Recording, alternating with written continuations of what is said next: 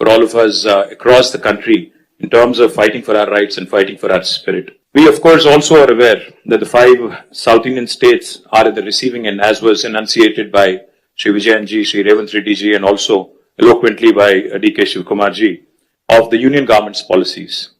Despite demonstrating robust growth across sectors, these states have been victims of apathy and discrimination. Let me remind all of us, we live in the world's largest democracy, India. But democracy should not become a mobocracy.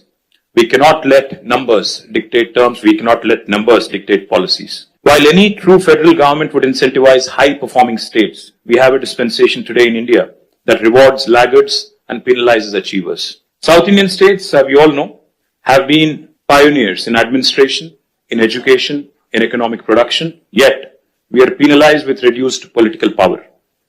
This is not just an imbalance, but it is a political and fiscal centralization that is looming large. History will not forgive us if we do not speak up, because this is the time I think we have to unite. We have to fight against this fundamental inequity.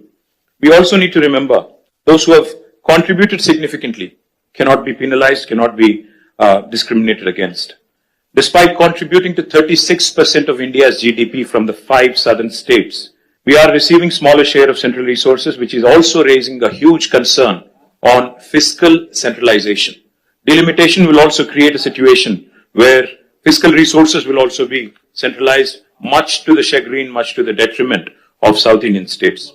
If we allow this to continue, I fear that as South Indian leaders, we will be doing a great disservice to our future generations. So history will not forgive us, let me repeat, if we do not speak up now. Discrimination against the South is not a new phenomenon. However, it has reached an alarming proportions in the last 1 decade.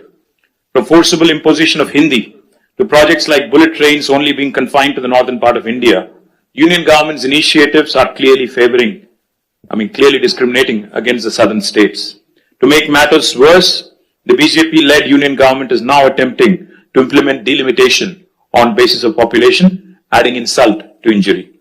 I'd like to begin by quoting a renowned jurist who once famously said, "A true federation does not allow any region to dominate another, nor does it permit the dilution of democratic representation based on transient factors." So if Lok Sabha seats are increased on population basis, it could prove detrimental not just to South India but also to our friends from Punjab. If not approached cautiously, if not approached with utmost caution, this could impact India's federal balance and heighten regional disparities. We all are Indians first, and then I think we have sub-regional identities, and we cannot have that be challenged. India is not a collection of administrative units. It is a pluralistic, ethno-linguistic union of states. We are unlike any homogeneous composition like China or Russia. We certainly are not against money being given to lagging states or backward regions. But the fact is, we are not against money of central government going to some states, but we are against hegemony. We are against this superior feeling that, one region is above another. As we are all aware, as was mentioned by all the leaders here, the freeze on seat allocation happened in 1971 after the census. Then the South India effectively started controlling population. Of course, we all know the story. Now today, we are about 24%, as was pointed out by Telangana CM. But North, the percentage of population has increased, and my brother gave a very nice presentation on what will happen if we go on with the population basis.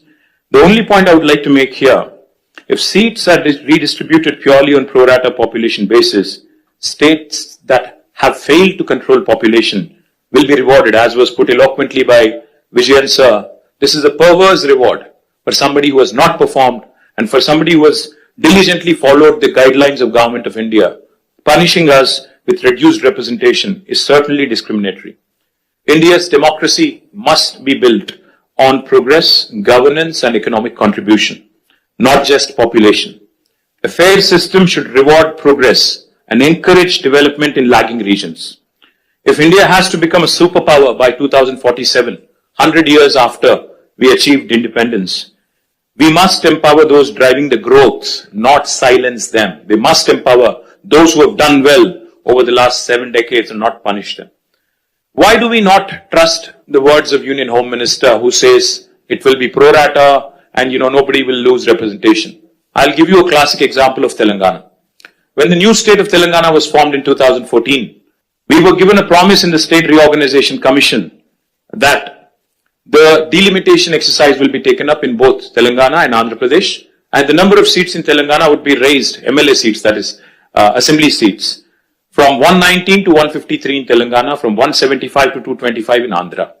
11 years since then, and it's an act of the parliament, but no action has been initiated because it is inconvenient for BJP to increase the seats. Where it is convenient for them in Jammu and Kashmir and Assam, they've gone ahead and conducted delimitation. Where it is inconvenient for them in Andhra and Telangana, they've kept it aside. Why do we not trust them? Because, their action, their history speaks otherwise. Today, the union government has indulged in cesses. They've come out with cesses, a formula which basically deprives the states of devolution, of a rightful share in devolution. It's a constitutional right. Therefore, we have apprehensions. Therefore, we have a lot of doubts about the center's intentions. But I also would like to propose a few possible suggestions towards solutions. If the central government is determined to proceed with delimitation, I think as Stalin sir put it, fair delimitation is the ask. It should be fair, it should be just, and Dr. Baba Saheb, when he put these three words in constitution, I think he meant it for situations like this: equality, liberty, and fraternity. Now, if they would want to go ahead and do the delimitation because they have the numbers, then we have to ensure that the current proportion of each state remains as it is. If Tamil Nadu has about 39, is it? 39 and Telangana has 17 with increased numbers also, our percentage should also increase proportionately. And it should not come down, our voice should not come down. If a state currently has 2% of the total parliament seats, even after delimitation, also the state should have 2% share of the seats. As Mr. Mann was pointing out, his numbers will increase technically, but percentage will come down, which defeats the whole purpose. The second suggestion could be, as some people are proposing, a permanent, freeze could be also brought in.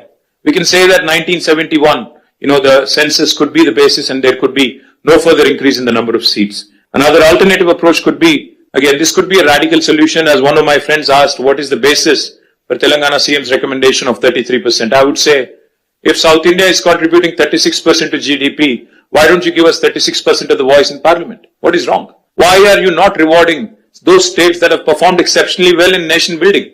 If nation building can happen by way of contribution from states, then why not reward those states that have done very well? Sir, I would only say fiscal contribution, I think, also has to be taken. It cannot just be population. No one can ignore, because since even D.K. Shivkumar Anna mentioned fiscal contribution, let me point out, Telangana is only 2.8% of India's population, but we contribute to 5.2% of India's GDP. We're literally punching double our weight. We cannot be penalized, we cannot be snubbed, we cannot be undermined in terms of our voice in parliament, which is a travesty of justice. One thing I would also like to add, and this is a possibly practical solution. Sir, a true representative democracy is one where people's voices are heard. Why is delimitation being proposed? Because population has increased and people's voices have to be heard. If people's voices have to be heard, increase the number of MLA seats in each state. You go ahead, increase the number of MLA seats, because typically MLAs are the first port of call for people, not MPs. MPs only voice concerns on larger national policies in parliament, but MLAs are the first port of call. So I would propose that the national government come forward, union government come forward with a proposal. In lieu of increased population across the country, let us increase number of assembly seats in each state so that people are having more access to their MLAs, more decentralized setup. Also, I would like to say this is a fair formula because I think, most states would be happy to see more representation. Finally, I would like to remind the union government from this forum, sir, that India is a union of states. Constitution clearly says we are a union of states. We are, like Pinarayi Vijayan sir said, federalism is not a gift. It is our right. So let us remind union government that our founding fathers stitched this great country together with immense grit, determination and tenacity. They understood that India is one of the most diverse nations on this planet and therefore thoughtfully incorporated essential concessions and guarantees into our constitution to build a strong foundation of mutual trust. Sadly, That very foundation is now being shaken by the current regime in New Delhi. Political representation for states in the Lok Sabha is a crucial and a very deeply emotive issue. The union government cannot be callous. They must not take any hasty steps without broad and inclusive consultations involving the people, political parties, state governments, independent activists, people's organizations, and civil society groups as well. India has just completed 75 years of its existence.